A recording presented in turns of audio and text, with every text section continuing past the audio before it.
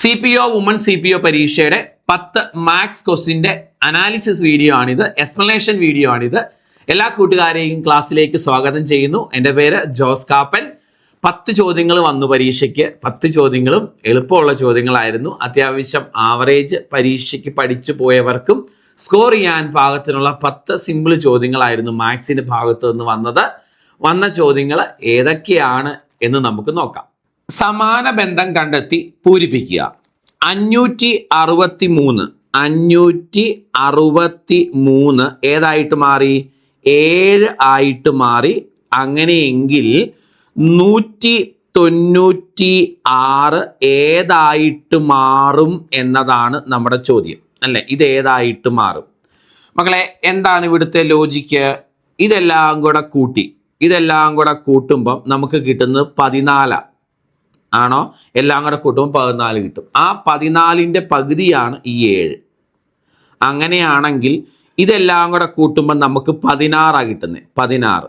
ഈ 16ന്റെ പകുതിയായിരിക്കും ഇവിടെ ഉത്തരമായിട്ട് വരുന്നത്. സോ ഇതിൻ്റെ ഉത്തരം 8 എന്നാണ് കിട്ടുന്നത്.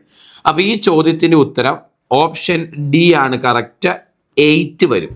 ഇങ്ങനെ ഒരു സാധ്യതയാണ് നമ്മൾ നോക്കുമ്പം ഇതിൽ കാണുന്നത്. അടുത്ത ചോദ്യത്തിലേക്ക് വരാം. ചോദ്യം ഇതാണ്. സമയം 3:15 ആകുമ്പോൾ മണിക്കൂർ സൂചിക്കും മിനിറ്റ് സൂചിക്കും ഇടയിലെ കോണളവ്, അല്ലെങ്കിൽ മണിക്കൂർ സൂചിയും മിനിറ്റ് സൂചിയും തമ്മിൽ ഉണ്ടാക്കുന്ന കോണളവ് എത്ര? സമയം തന്നേക്കുന്നത് 3:15 എന്നാണ്, അല്ലേ? 3:15 എന്ന സമയത്തിലെ മണിക്കൂർ സൂചിക്കും മിനിറ്റ് സൂചിക്കും ഇടയിലെ കോണളവ് കാണണം മക്കളെ. ഇങ്ങനെ ആലോചിച്ചാൽ മതി. കോണളവ് കാണാൻ ഓൾറെഡി നമുക്ക് ഇക്വേഷൻ അറിയാം. 30h മൈനസ് 11/2m എന്ന ഇക്വേഷൻ സൂചികൾക്കിടയിലെ കോണളവ് കാണാൻ യൂസ് ചെയ്യാം. ഇത് സബ്സ്റ്റിറ്റ്യൂട്ട് ചെയ്ത് ഉത്തരത്തിലേക്ക് എത്താൻ പറ്റും. എന്നാലും 3:15 ഒരു പ്രത്യേകതയുണ്ട്.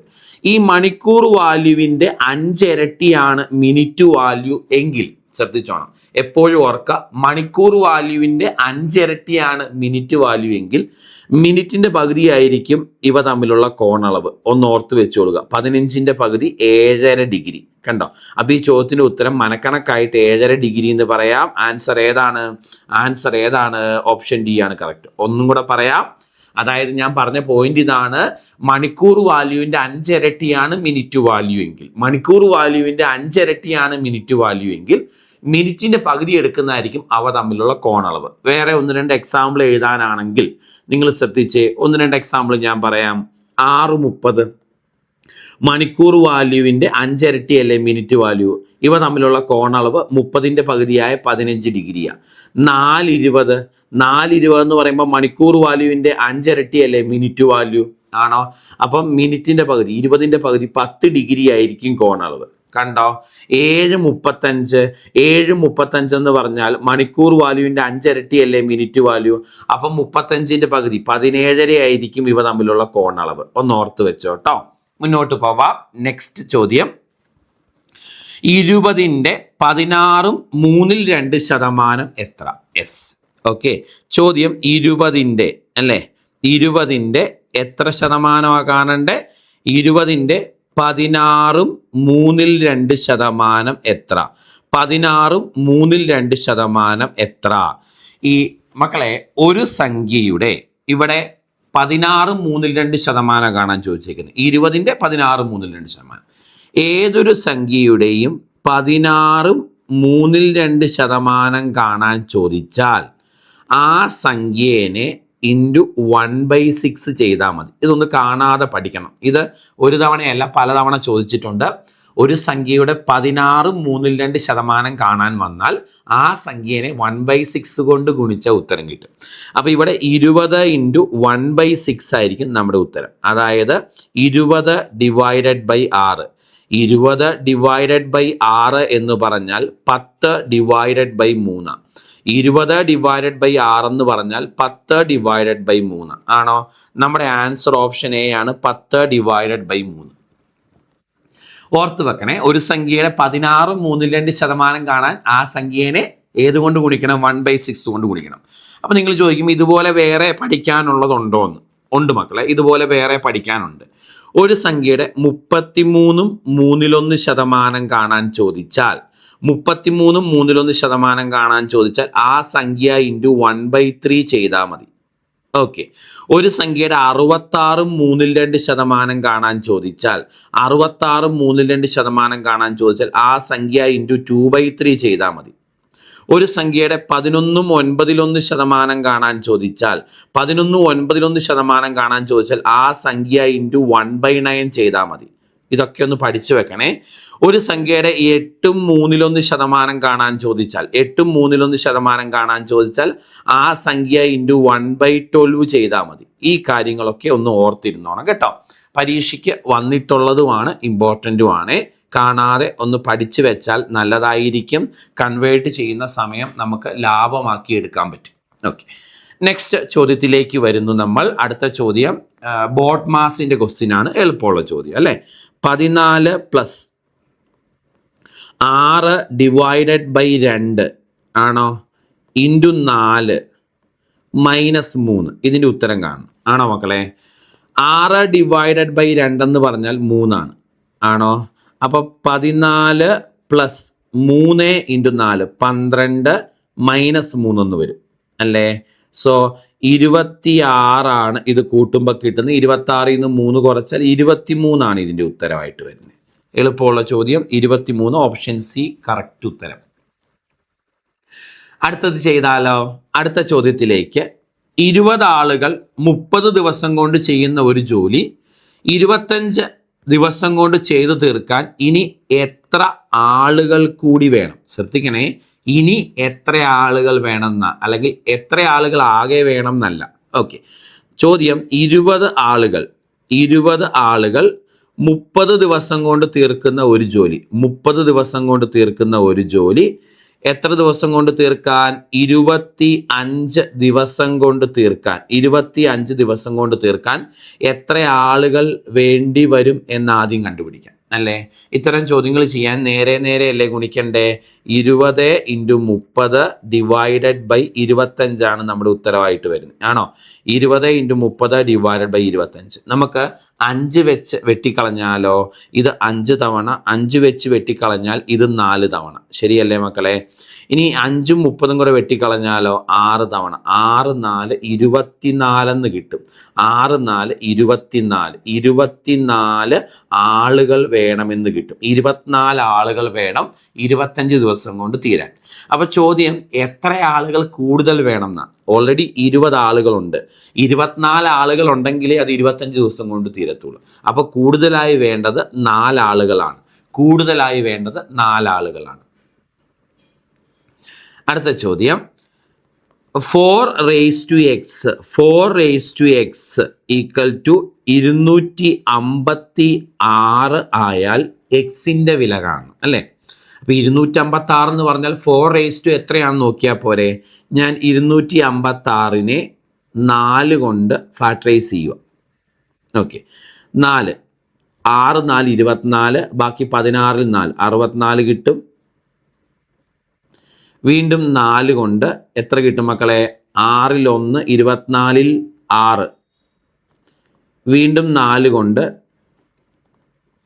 4. ശരിയാണോ? അപ്പോൾ എനിക്ക് മനസ്സിലായി 256 എന്ന് പറഞ്ഞാൽ 4 × 4 × 4 × 4. അതായത് 4x = 256 4/4 ആണ്. അപ്പോൾ താഴ്വശം ഒരേപോലെ ആണെങ്കിൽ മുകൾ വശം ഒരേപോലെ ആവണം. അപ്പോൾ x = 4ന് തുല്യമായിരിക്കണം. Okay, answer option D correct. അടുത്ത ചോദ്യം ഡൽഹിയുടെ കോഡ് തന്നിട്ടുണ്ട്. യെസ്, ഡൽഹിയുടെ കോഡ് അവർ തന്നേക്കുന്നത് എന്തെന്നാ മക്കളെ?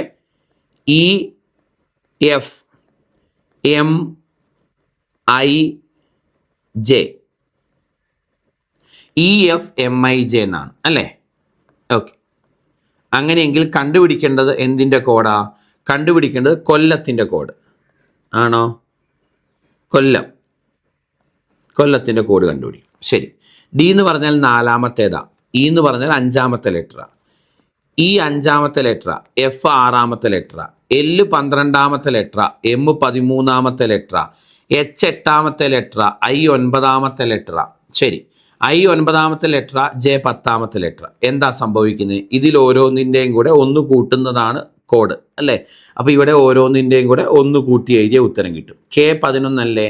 11 ഒന്ന് കൂട്ടിയാൽ 12, 12 എൽ അല്ലേ? ഓക്കെ. ഓ 15 അല്ലേ? ഒന്ന് കൂട്ടിയാൽ 16, 16 എന്ന് പറഞ്ഞാൽ പി അല്ലേ? ഓക്കെ. അപ്പോൾ എൽ പിയിൽ തുടങ്ങുന്ന ഓപ്ഷൻ ഒരെണ്ണേ ഉള്ളൂ. അപ്പോൾ ബാക്കി ചെയ്ത് വെറുതെ സമയം കളയേണ്ട ആവശ്യമില്ല. മുന്നോട്ട് അടുത്ത ചോദ്യം. ഒരു ഗ്രൂപ്പിലെ 20 പേരുടെ ശരാശരി വയസ്സ് 20 പേരുടെ ശരാശരി വയസ്സ് 25ആണ്. പുതുതായി 3 ആളുകൾ കൂടി ചേർന്നതോടെ ശരാശരിയിൽ 2 വർഷത്തിന് വർധന ഉണ്ടായി. പുതുതായി വന്ന 3 ആളുകളുടെ ആകെ വയസ്സ് എത്ര? ശരിയല്ലേ മക്കളെ? അപ്പം 20 പേരുടെ ശരാശരി വയസ്സ് 25 തന്നിട്ടുണ്ട്. 20 പേരുടെ ശരാശരി വയസ്സ് 25 ആണെങ്കിൽ 20 പേരുടെ ആകെ വയസ്സ് 20 × 25 500 കിട്ടും. ആണോ? 20 പേരുടെ ശരാശരി വയസ്സ് 25 ആണെങ്കിൽ 20 പേരുടെ ആകെ വയസ്സ് 500. ഓക്കെ. ഇനി 3 ആളുകളും കൂടെ വന്നു, അപ്പോൾ 23 പേരായി. ആണോ?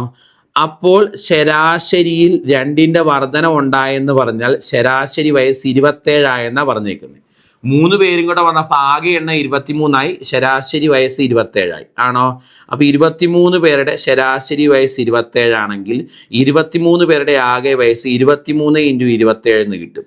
23 × 27 621 വരും. 621 അല്ലേ? അപ്പോൾ ഇതിൻ്റെ ഡിഫറൻസ് ആയിട്ട് വരുന്ന 121 ഈ പുതുതായി വന്ന 3 ആളുകളുടെ ആകെ വയസ്സ്. കാരണം എന്താ? 20 പേരുടെ ശരാശരി വയസ്സ് 25. അപ്പോൾ 20 പേരുടെ ആകെ വയസ്സ് 500. 23 പേരുടെ ആകെ വയസ്സ് 621. അപ്പോൾ എക്സ്ട്രാ വന്ന 121 ഈ 3 പേരുടെയും കൂടെ ആകെ വയസ്സ്. സോ ആൻസർ 121 എന്ന് കിട്ടും. നമ്മുടെ ഓപ്ഷൻ സി ആണ് 121. അടുത്ത ചോദ്യം. താഴെ കൊടുത്തിരിക്കുന്നവയിൽ ചെറിയ ഭിന്നസംഖ്യ ഏത്? ഓക്കെ, നമുക്ക് ആ ഭിന്നസംഖ്യകളൊന്ന് പരിശോധിക്കാം. ഒന്നാമത്തേത് 7/9 എന്നതാണ്. രണ്ടാമത്തേത് 7/15 എന്നതാണ്. മൂന്നാമത്തേത് 7/12 എന്നതാണ്. നാലാമത്തേത് 7/8 എന്നതാണ് അല്ലേ? ഇങ്ങനെ 4 ഭിന്നസംഖ്യകൾ തന്നിട്ടുണ്ട്. ഇതിൽ ചെറുത് ഏതെന്നാണ് കണ്ടുപിടിക്കേണ്ടത്. ചെറുത്. പ്രത്യേകത, ഇതിൻ്റെ എല്ലാ അംശം ഒരേപോലെയാണ്. മുകളുവശം ഒരേപോലെയാണ്. ആണോ? മുകളുവശം ഒരേപോലെയാണെങ്കിൽ വലിയ ഭിന്നസംഖ്യ കാണാൻ എന്ത് ചെയ്യണം? ഓക്കെ, മുകളുവശം ഒരേപോലെയുള്ള ഭിന്നസംഖ്യകൾ തന്നാൽ വലിയ ഭിന്നസംഖ്യ കാണാൻ താഴെ ചെറുത് വരുന്ന ഭിന്നസംഖ്യ ആയിരിക്കും വലിയ ഭിന്നസംഖ്യ. അതായത് ഛേദം ചെറുതായിരിക്കണം. ഒന്നുകൂടെ പറയാം. അംശങ്ങൾ ഒരേപോലെയുള്ള ഭിന്നസംഖ്യ തന്നാൽ അതിൽ വലിയ ഭിന്നസംഖ്യ കാണാൻ ചെറിയ ഛേദമുള്ളതായിരിക്കും വലുത്. ഇവിടെ ചോദിച്ചിരിക്കുന്നത് ചെറിയ ഭിന്നസംഖ്യ ഏതെന്നാ. ആണോ? അപ്പോൾ അതിന് വിപരീതം പഠിക്കണം. ചെറിയ ഭിന്നസംഖ്യ എന്ന് പറഞ്ഞാൽ ഛേദം വലുതായിട്ടുള്ളതാണ് ചെറുത്. ഛേദം വലുത്. ആണോ? ഛേദം വലുത് എന്ന് പറഞ്ഞാൽ ഏതാ മക്കളെ? ഛേദം വലുത് എന്ന് പറയുമ്പോൾ ഓപ്ഷൻ ബി അല്ലേ? ഓക്കെ, അപ്പോൾ ഈ ചോദ്യത്തിൻ്റെ ആൻസർ ഓപ്ഷൻ ബി ആണ്. ഒന്നുകൂടെ പറയാം. അംശങ്ങൾ ഒരേപോലെ വന്നാൽ ചെറിയ ഛേദമുള്ള ഭിന്നസംഖ്യ വലിയ ഭിന്നസംഖ്യ, വലിയ ഛേദമുള്ള ഭിന്നസംഖ്യ ചെറിയ ഭിന്നസംഖ്യ. ഒന്നുകൂടെ പറയട്ടെ. അംശങ്ങൾ ഒരേപോലെ വന്നാൽ ചെറിയ ഛേദമുള്ള ഭിന്നസംഖ്യ വലിയ ഭിന്നസംഖ്യ, വലിയ ഛേദമുള്ള ഭിന്നസംഖ്യ ചെറിയ ഭിന്നസംഖ്യ. അങ്ങനെ ഓർത്ത് വെക്കുക കേട്ടോ. മുന്നോട്ട് പോവാം. നമ്മുടെ അടുത്ത ചോദ്യം, ഒറ്റയാനെ കണ്ടെത്തുക. ഇതിലേതാണ് ഒറ്റയാൻ കൂട്ടത്തിൽ പെടാത്തത് എന്ന് കണ്ടുപിടിക്കണം. ഏതാ മക്കളെ ഇതിൽ ഒറ്റയാനായിട്ട് കിടക്കണേ? കൂട്ടത്തിൽ പെടാതെ കിടക്കുന്നയാൾ 399. കാരണം ബാക്കിയുള്ളതെല്ലാം പൂർണ്ണവർഗങ്ങളാണ്. 324 18ന്റെ സ്ക്വയറാണ്. 324 എന്ന് പറഞ്ഞാൽ 18ന്റെ സ്ക്വയറാണ് 324. 625 നിങ്ങൾക്ക് എല്ലാവർക്കും അറിയാം 25ന്റെ സ്ക്വയറാണ്, 25ന്റെ സ്ക്വയറാണ്. ആണോ? 529 23ന്റെ സ്ക്വയറാണ് മക്കളെ, 23ന്റെ സ്ക്വയറാണ്. അപ്പം അതെല്ലാം പൂർണ്ണവർഗങ്ങളാണ്. 399 ഒരു പൂർണ്ണവർഗം അല്ല. അപ്പം നമ്മുടെ 10 ക്വസ്റ്റ്യൻസും കംപ്ലീറ്റ് ആയിട്ടുണ്ട്. CPO വുമൺ CPOയുടെ ഈ 10 ക്വസ്റ്റ്യൻസും നിങ്ങൾക്ക് ചെയ്യാൻ പറ്റുന്നതായിരുന്നു അല്ലേ മക്കളെ? 10 ക്വസ്റ്റ്യൻസും ചെയ്യാവുന്നതായിരുന്നു. എല്ലാം എളുപ്പമുള്ള ചോദ്യങ്ങളായിരുന്നു. ബുദ്ധിമുട്ടുള്ള ചോദ്യം ഒന്നും തന്നെ ഇല്ലായിരുന്നു. സോ നിങ്ങൾ നന്നായി പെർഫോം ചെയ്തു എന്ന് പ്രതീക്ഷിക്കുന്നു. Thank you.